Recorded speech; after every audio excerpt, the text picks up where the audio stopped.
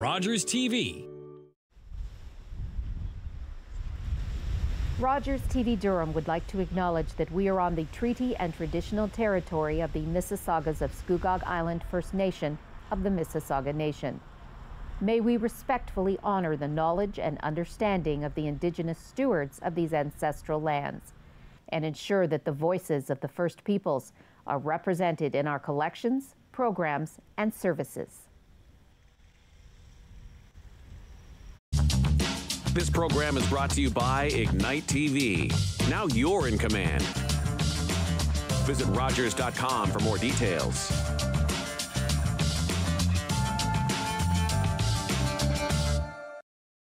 The opinions expressed in the following programs are those of the participants and do not necessarily reflect those of Rogers Cable or Rogers TV.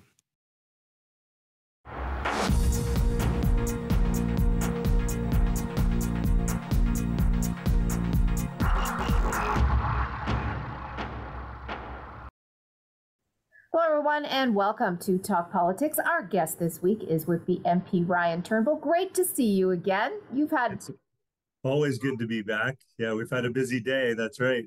Yeah, we are taping this on March 5th.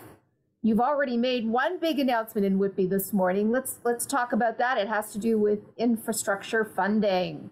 Yeah, it's the Green and Inclusive Community Building Fund, but the most important part of it is it's the Whitby Sports Complex that is under construction.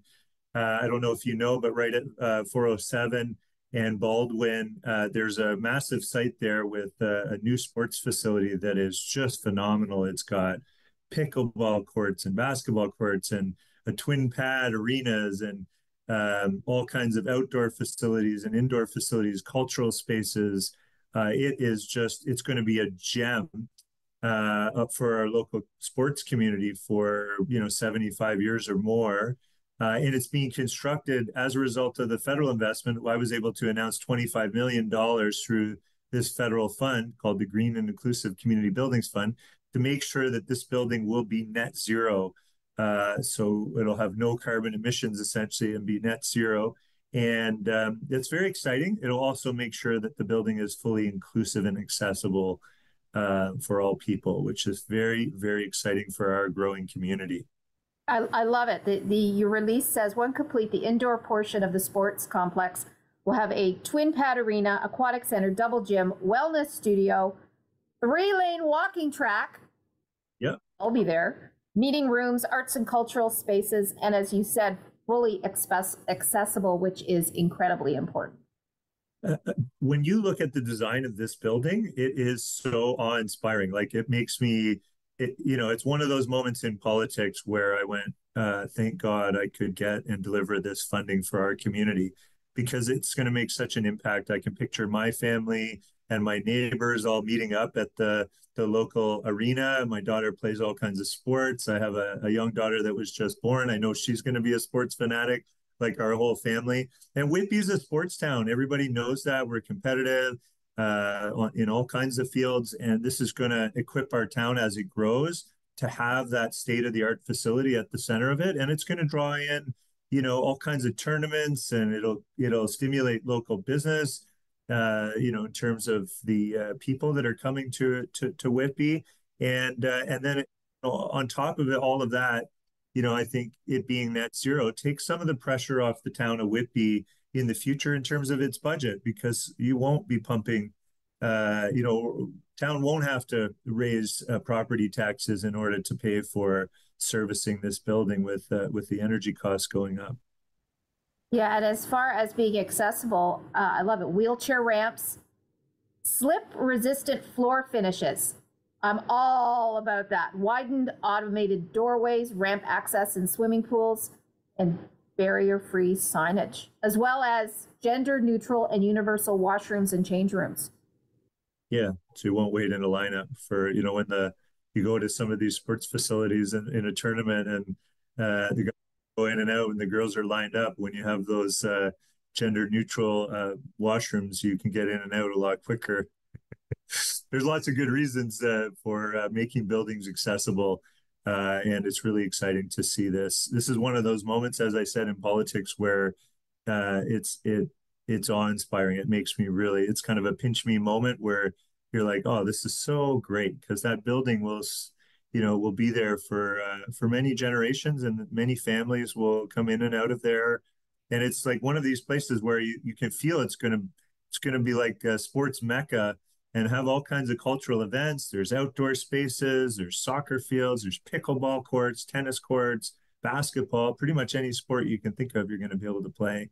And then I think it's going to bring the community together in a very important way, continue to ensure that Whitby is a vibrant town. And of course, the town of Whitby must be jumping up and down with glee at this announcement.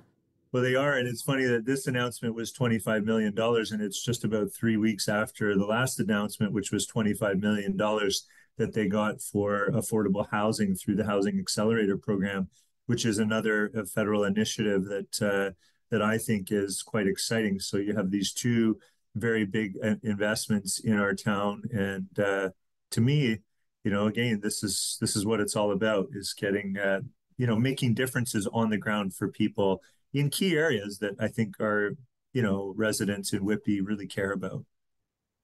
Yeah, and I want to come back to the Housing Accelerator program in a minute. Another important announcement today has to do with zero emission vehicle infrastructure, basically charging stations, correct? Yeah, so we've made 3 announcements. This will be the third, I guess, announcement on electric vehicle infrastructure. We know that more and more Canadians are driving electric vehicles. You see them around a lot more. I have one and quite enjoy it. They're certainly economical when you look at the federal incentives that we put in place. When you purchase one, you get up to $5,000 off. But most people, before making that purchasing decision, one of the things that they think about, and that is concerning for them, is, well, they kind of wonder if they're going to run out of charge, halfway through a trip, or when they're, traveling around town or around the region. And that's kind of a key concern that people have is, do we have enough charging stations? And I hear this all the time from people. So federal government is very active in terms of helping invest in the electric vehicle infrastructure right across Canada. And we've been able to make 3 announcements year over year. And this next one is $1.8 million, another 174 charging stations just in our region alone. And through this fund, we're installing over 40,000 charging stations across Canada. So it's really big. I mean, it's actually going to contribute to the same project I was mentioning, because the Whitby Sports Complex plans to have 40 electric vehicle charging stations. So this funding will actually contribute to that project as well, to ensure that they have 40 charging stations at the new Whitby Sports Complex. But it's good news for all Durham Region residents and anyone who wants to drive an electric vehicle. I was at the auto show this year, and there's a lot of new electric vehicles coming on the market that look quite economical, also have all the latest technology built into them, and they look quite comfortable. And I've saved over $3,000 in 1 year driving my electric vehicle from not paying for gas or maintenance. So you're right. The one concern when people consider an electric vehicle are the charging stations, because I'll tell you, I've been, where was I on the road? I think it was Kingston, and my husband and I were in a mall parking lot, and maybe it was down in the US. And all of a sudden there was this huge lineup in the parking lot. And I was like, what's that all about? You know what it was? It was a huge line that wound around like that, waiting for charging spaces. So, the more charging stations we have, the better. Yeah, I agree. I mean, we've mandated manufacturers to, make electric vehicles, and then we've helped stimulate a lot of foreign direct investment in that space. I'm sure you've heard about the massive Stellantis battery plant, and we're building out the whole supply chain in Canada. And Canada's rated #1 in the world right now for electric vehicle supply chain. And we feel very proud that we are building that. But it's all to ensure that Canadians can save money while driving, the latest technology electric vehicle and not run out of charge, or be able to conveniently recharge whenever they want to. I've never ran out of a charge, just like I've never run out of gas.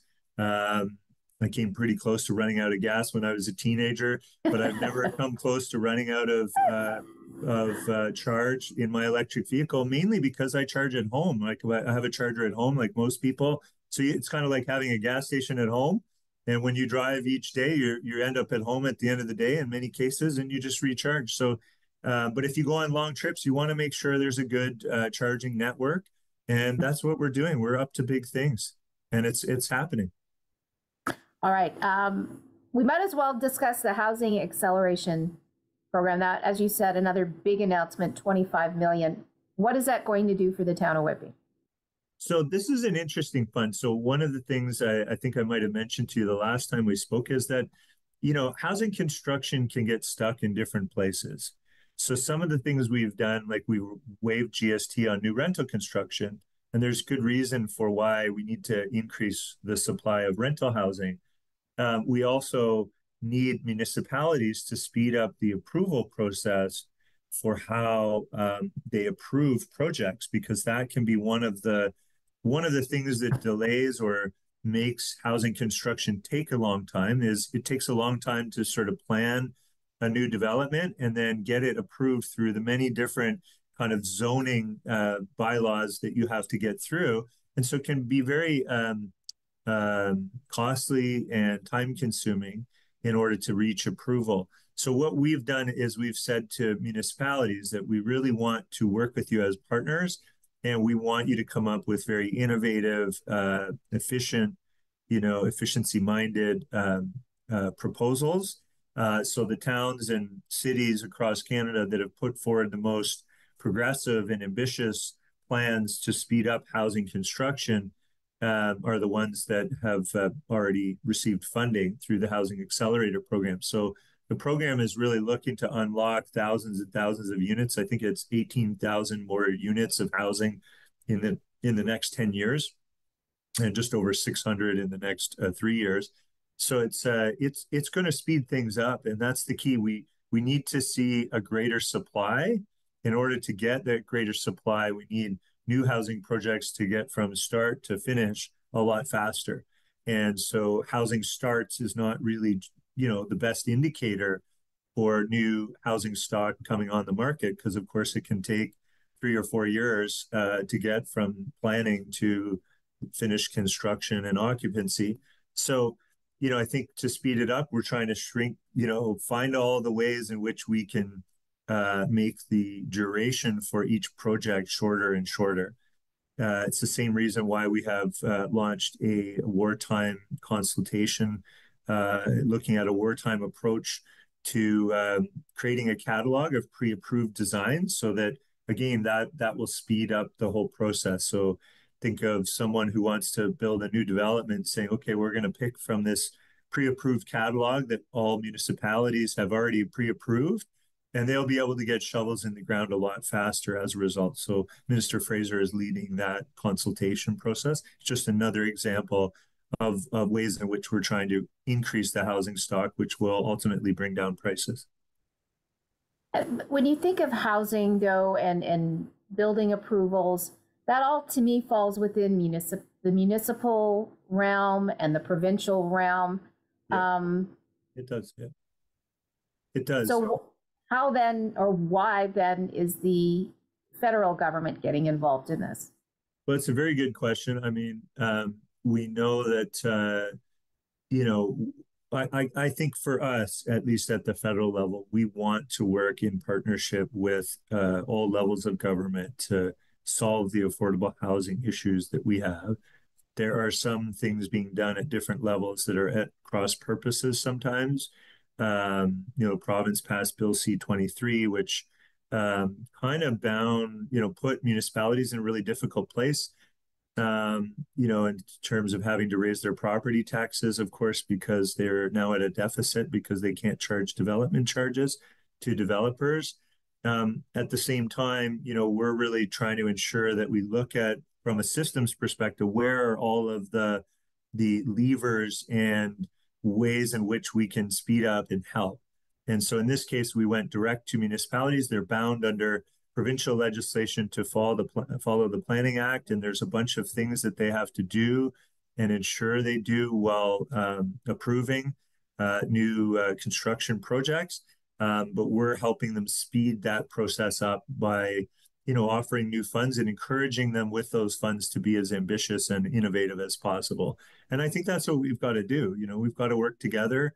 And I think municipalities are willing partners in that, and they really want to see. Whitby's kind of fortunate. We have a lot of housing going up already. This should speed it up even more, and hopefully, ensure that those units are more and more affordable, which is the key. Okay, I'm going to stop you there. We are in conversation with Whitby MP Ryan Turnbull. Don't go away. We'll be back right after this.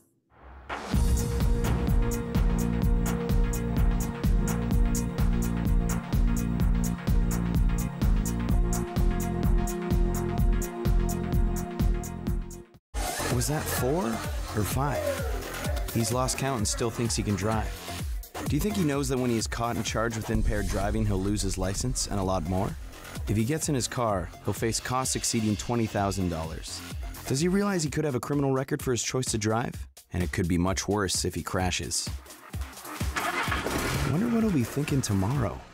I'm for have a Holden one at 15. Visit ArriveAlive.org to find out more. Arrive Alive. Drive sober. I know. I feel like a crazy upside-down world out there, even on our best days. You save who you can't save. What choice do we have? Go away! BP 80 over 43. Don't let her die. You okay? It's not safe. She is my partner. What am I missing? Who would want to harm him? Come on! All new Chicago Wednesday on City TV or stream it on City TV Plus. You're watching Rogers TV.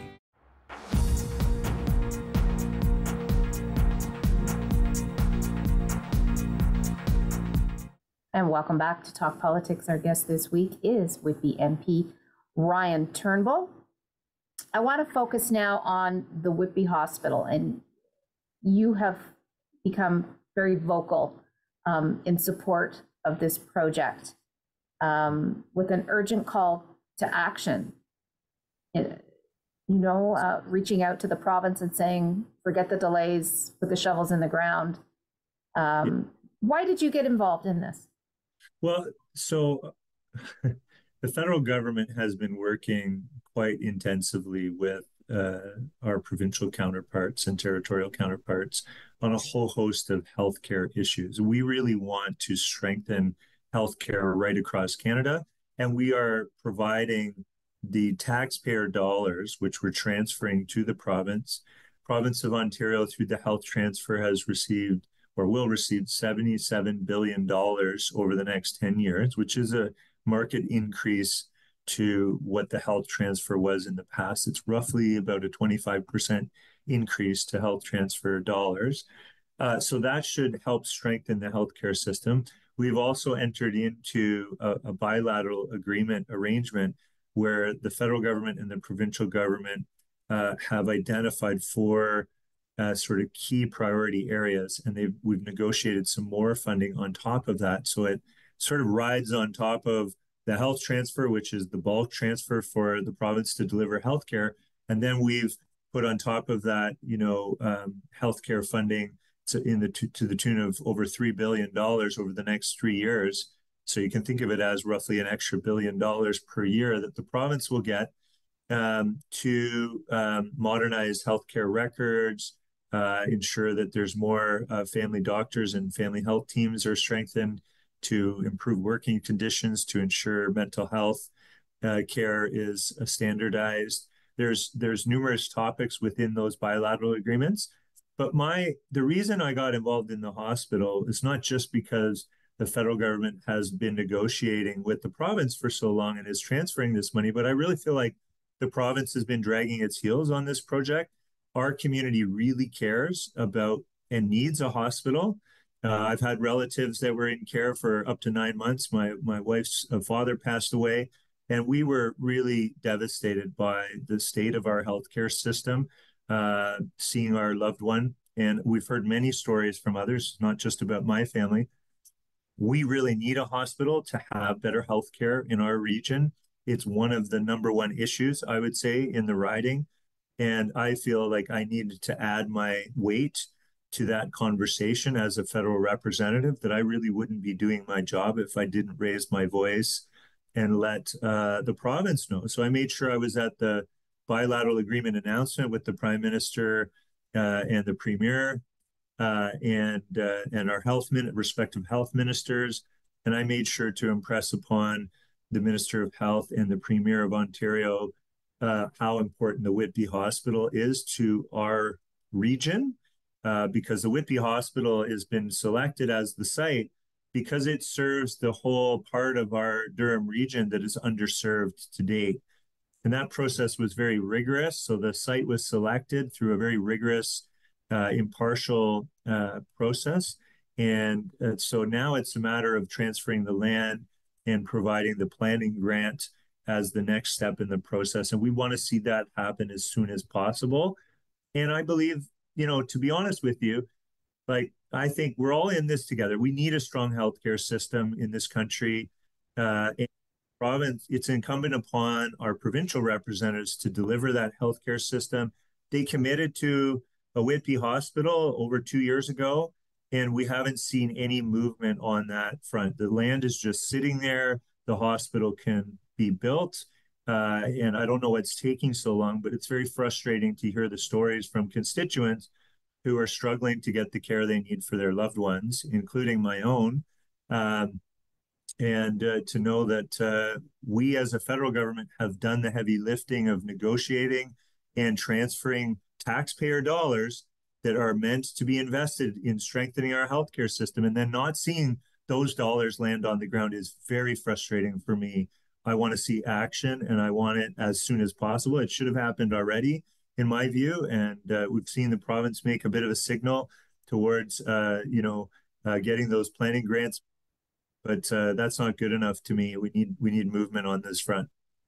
And have you had any response from the province since your call to action?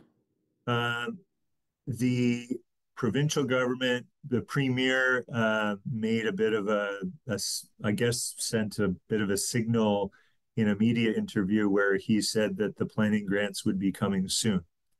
And he said that a Whippy Hospital won't be tomorrow, but it may be in the near future. So it was very non-committal as far as I can tell. Our provincial representative hasn't been all that clear here as to whether the hospital would be in Whitby. He keeps saying a Durham Region hospital. I feel very strongly that it's not the Durham Region hospital is the Whitby Hospital. The Whitby site was selected, and we need to move forward on this now. So I know in politics, Debra, you do not let up. You have to keep advocating, and we've undertaken with the mayor of the town of Whitby a campaign to get as many signatures and as many residents in our riding as possible to sign on to advocate with letters to the Premier and the Minister of Health, Sylvia Jones, to say we want action now on the Whitby Hospital. And it's something I feel very strongly about, especially after watching my father-in-law pass away after 9 months. And the state of care was not up to any standard that I could consider myself proud of. So I want to be proud of our healthcare system.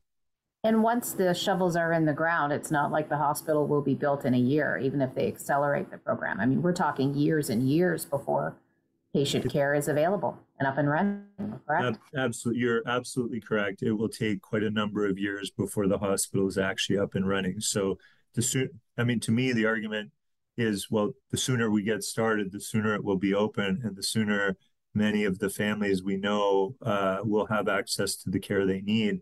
And unfortunately, some of them never make it, to getting the care that I think that we deserve in Canada.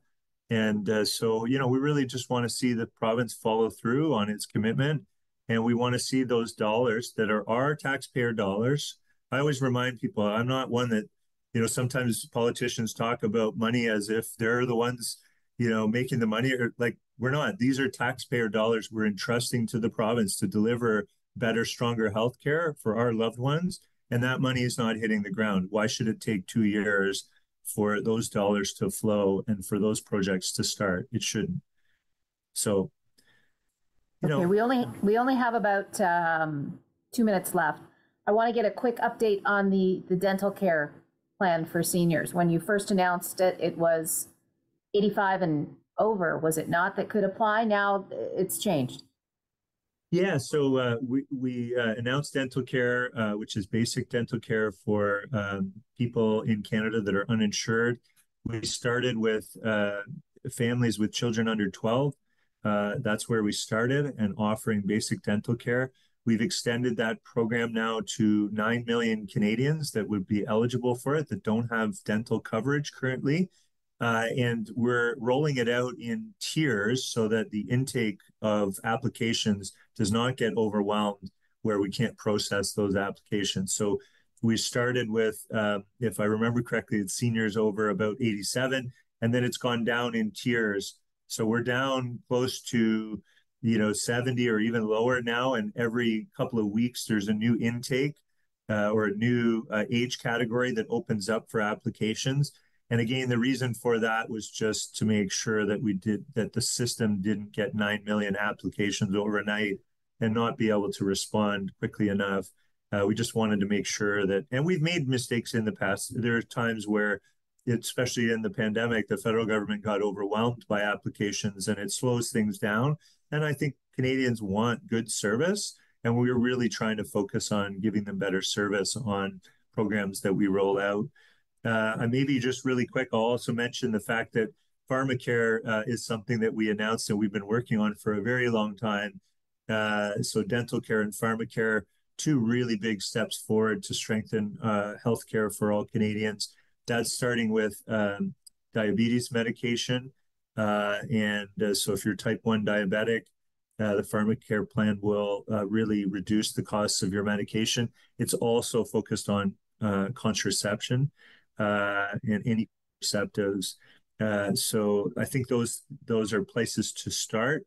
Obviously, there's questions about, well, couldn't we have done more? And I would say, yes, we want to do more, but we've chosen to start and worked closely with other parties in the House of Commons to ensure that we could start in a couple of places that were manageable and that really we could see benefits right away.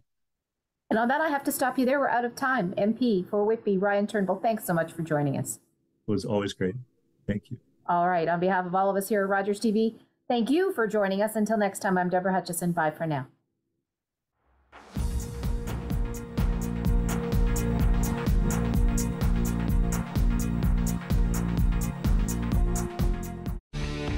Connect with us by visiting our website or email us at comments@rogerstv.com.